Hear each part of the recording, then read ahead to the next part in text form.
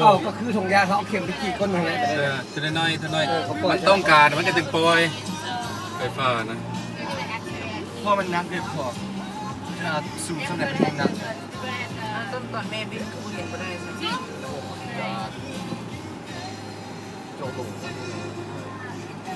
มันเป็นเขื่อนอเมริกาเขื่อนอยู่ในเนวาดาที่ใหญ่ที่สุด 3,800 เมกใช่อยู่ในเนวาดาเนี่ยกับอาริโซนาใต้ไฟลาสเวกัสใช่ไฟอยู่คาสิโนลาสเวกัสใช่เขื่อนนี่แหละใช่เขื่อนนี้ใช่เขื่อนตัวนี้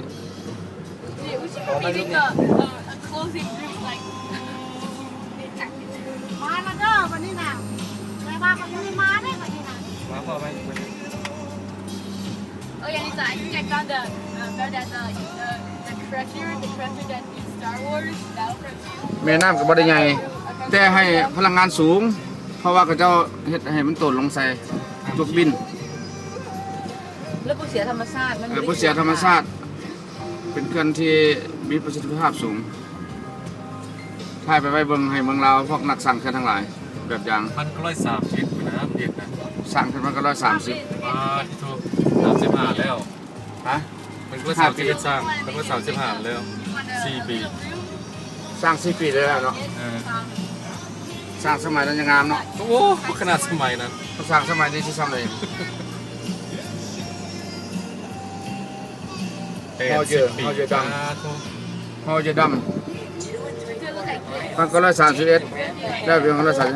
135พอบ่แดม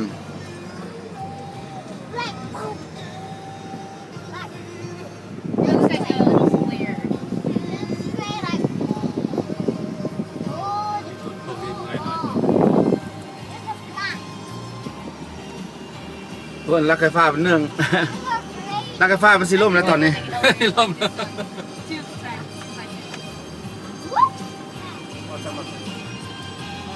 งามหลายกว่ามีลิตรเยอะนะ Wow, that's interesting.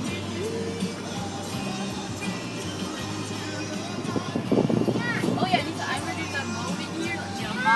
mod in the game called Created Mod. You can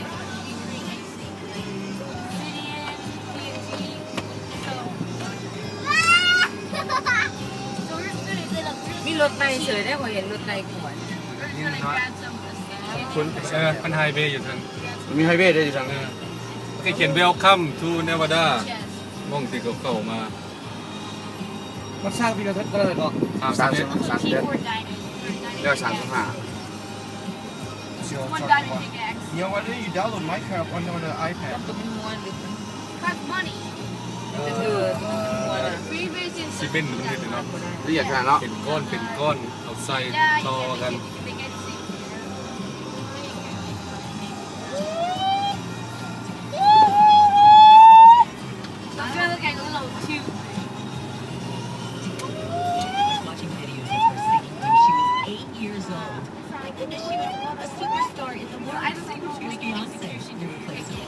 มันมีเขื่อนตัวนึงเด้อเขาเจ้าสร้างอยู่เสียงขวงเขื่อนน้ำลีกนะเป็นในลักษณะแนวนี้แหละแต่มันบ่แล้วมันสิเป็นแนวนี้แหละวงเมืองหั่นเมืองสิขวงเห็นลุกๆเป็นมุนน้ำเงิม3อันว่าคือน้ำเงิม3เที่ยวไปเสียงขวงแล้วมันยังมีฮอดโพนสวรรค์นะแม่นขี่กันไปเห็นมันเป็นคล้ายๆแบบนี้แหละ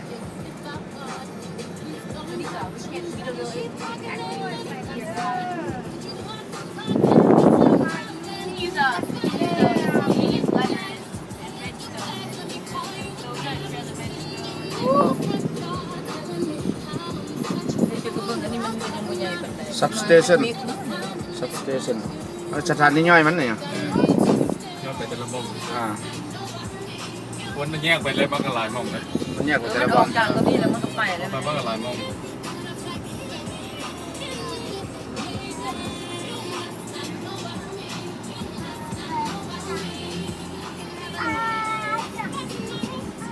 มันเอาน้ำตกไปดูเนาะ